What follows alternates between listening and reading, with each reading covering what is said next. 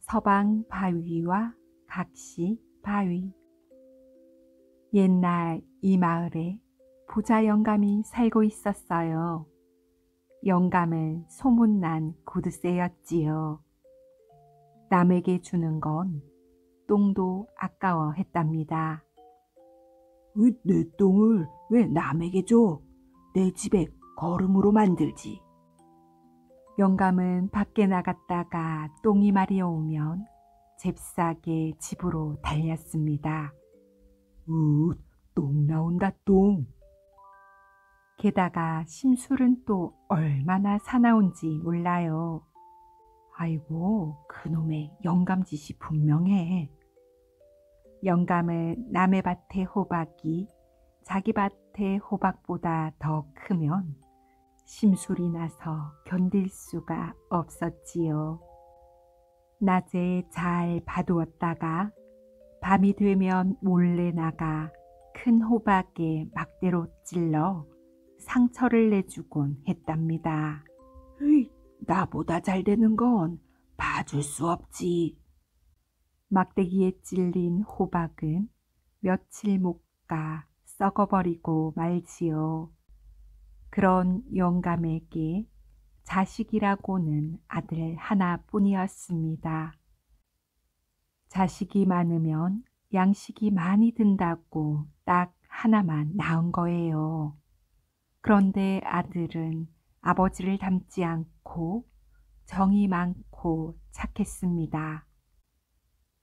아들이 청년이 되자 혼인을 시켰어요. 영감은 며느리가 들어오자 너무 좋아 춤을 덩실덩실 추었지요. 아이고 좋아라. 공짜로 부려먹을 일꾼이 하나 생겼네. 며느리는 일꾼처럼 열심히 일했습니다. 그러면서 배고픈 사람을 보면 밥을 나누어 주고 주위에 떠는 사람을 보면 옷을 벗어 주었어요. 시아버지와는 아주 달랐지요. 구두쇠 시아버지는 그런 며느리가 아주 미웠습니다. 아이고 아까워라. 며느라이가 내 재산을 다 거덜내고 있네. 고약한 시아버지와는 달리 아들 부부는 사이가 아주 좋았습니다. 여보, 오늘 힘들었지? 아버진 정말 너무하셔. 집안에 우물이 있는데도 일부러 먼 들샘에서 물을 길어오게 하다니. 남편은 아내의 어깨를 주무르며 아버지를 원망했어요. 아이 서방님, 그런 말씀 마세요. 그래도 아버님 덕에 우리가 밥은 굶지 않잖아요. 며느리는 심술쟁이 시아버지를 조금도 원망하지 않았어요. 영감은 사이 좋은 아들 부부를 보니 괜히 심술이 났습니다. 아이고 저런 바보 같은 놈이 내 아들이라니. 나는 왜 자식 복도 없는 걸까? 영감은 열심히 일하는 하인들에게도 괜한 심술을 부렸어요. 이놈들아, 달빛이 저리도 환한데 왜 등불을 켜고 일을 해? 그뿐만이 아니에요.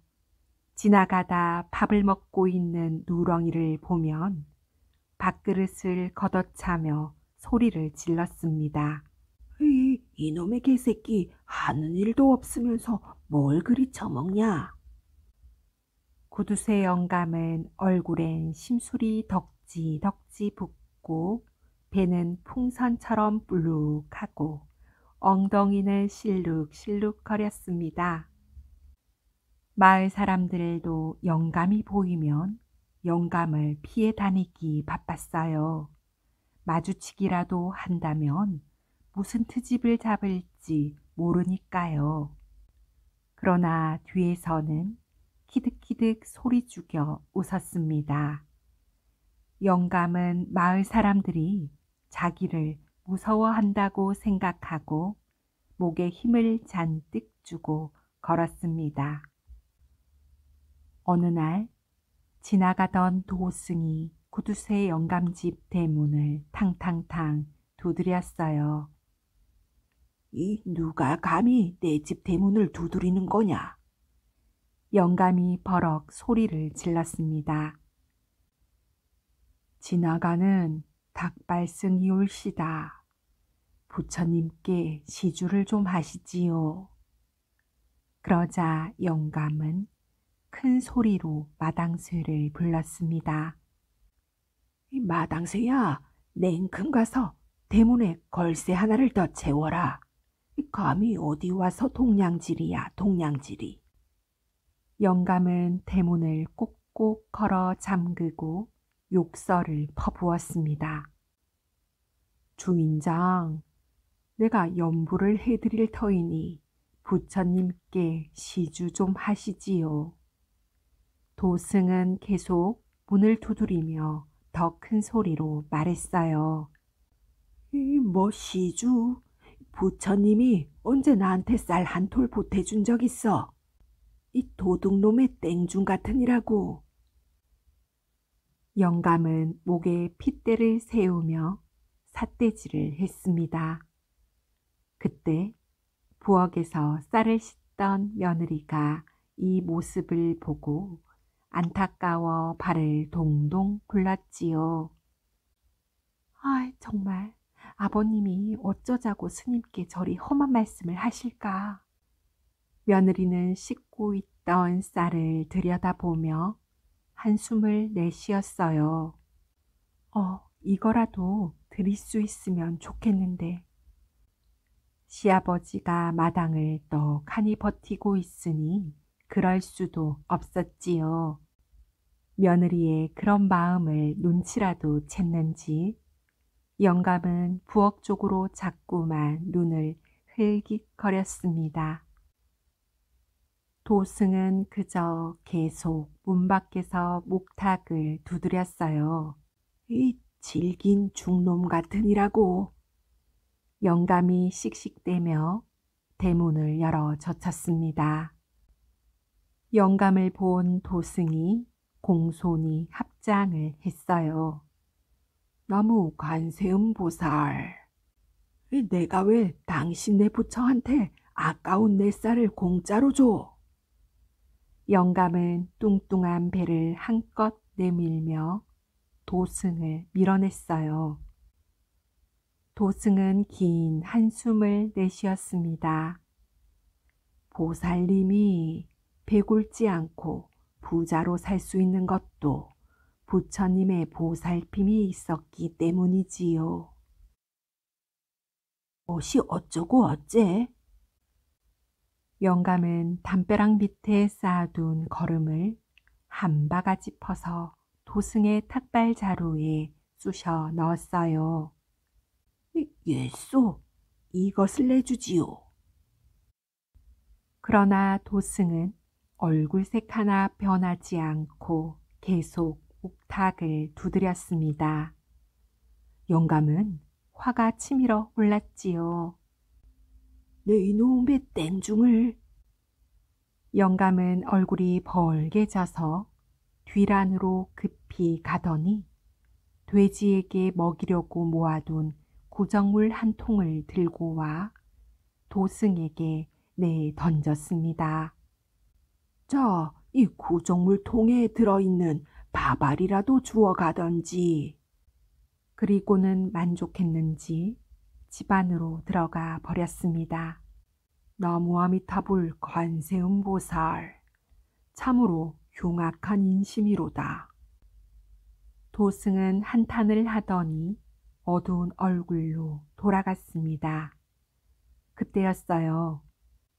며느리가 불이 나게 달려와 도승 앞에 엎드렸어요. 스님, 잠깐만요. 괜찮으시다면 이거라도.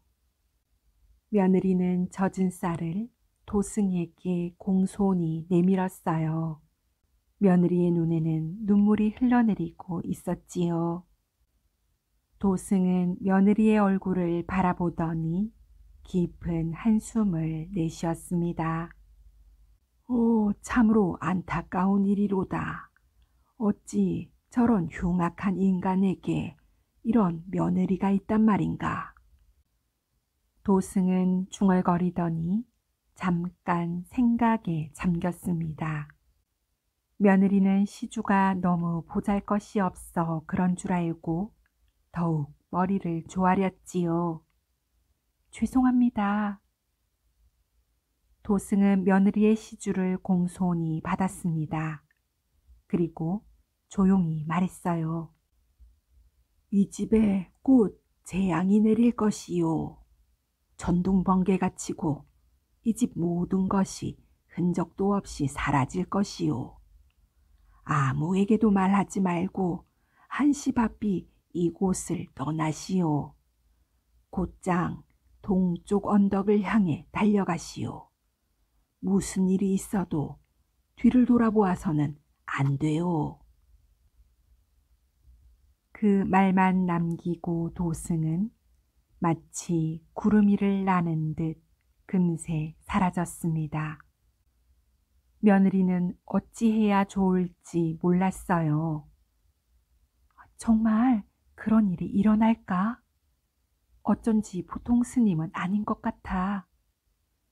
며느리는 서둘러 방에 자고 있는 아기를 업었습니다. 서방님은 어디 계신 걸까? 며느리는 서방님이 걱정되었지만 찾아 나설 시간이 없었습니다. 멀쩡하던 하늘이 어두컴컴하게 변하고 있었거든요. 며느리는 아기를 등에 업고 동쪽을 향해 뛰었습니다. 우르르 쾅. 천둥번개가 무섭게 내리쳤어요. 등 뒤에서 사람들의 비명소리가 들려왔어요. 시아버지 목소리도 들렸지요. 며느리는 귀를 막고 뛰었습니다. 순식간에 냇물이 넘쳐 길과 논밭이 물에 잠겼어요. 어머나, 서방님이 있었다면 냇물을 건너주었을 텐데. 며느리는 다정했던 서방님이 생각나 눈물이 핑 돌았습니다. 그때였어요. 등 뒤에서 쾅 하고 땅이 쪼개지는 듯한 무시무시한 소리가 났습니다. 아무래도 집 쪽에서 나는 것 같았어요. 아버님. 등에 업힌 아기가 놀라 울기 시작했습니다. 며느리는 정신을 가다듬고 아기를 달랬어요. 그래 아가야. 어서 빨리 동쪽 언덕으로 가자.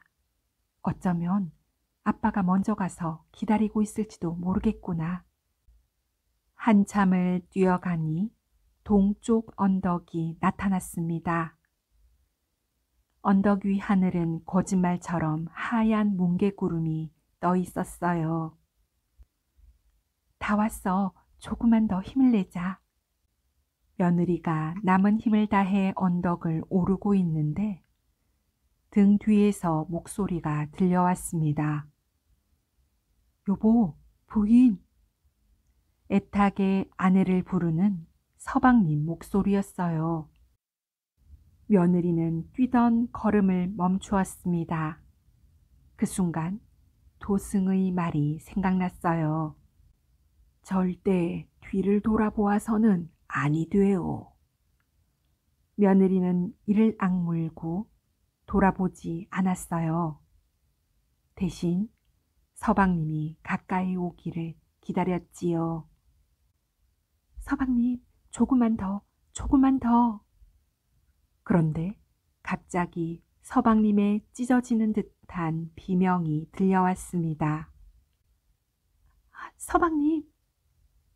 순식간에 며느리는 자기도 모르게 뒤를 돌아보고 말았어요. 저만 치서 서방님이 고통스럽게 몸을 허우적대고 있었답니다. 그러더니 서방님 몸이 바위로 변해갔습니다. 깜짝 놀란 며느리는 서방님을 향해 몸을 던졌어요. 그런데 이게 어찌된 일일까요? 발이 땅에 붙어 떨어지질 않았습니다.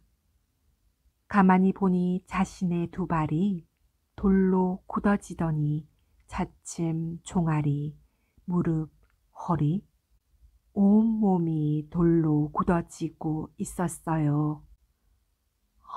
내 몸이 돌로 변하고 있어.